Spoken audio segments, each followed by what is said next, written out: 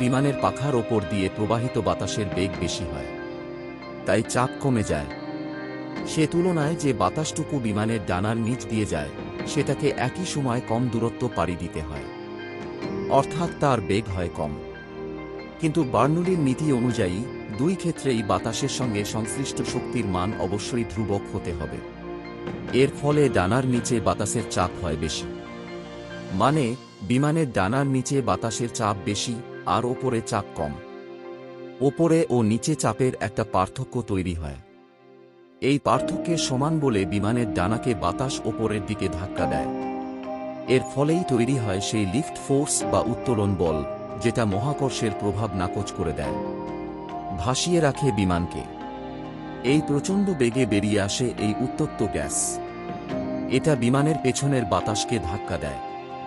আর নিউটনের তৃতীয় সূত্রানুসারে পেছনের বাতাস তখন বিমানকে সমান ও বিপরীত বেগে সামনের দিকে ধাক্কা দিতে বাধ্য হয়।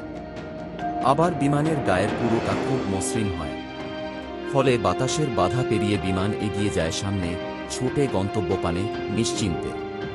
এভাবেই বিমান এক স্থান থেকে অন্য স্থানে যায়।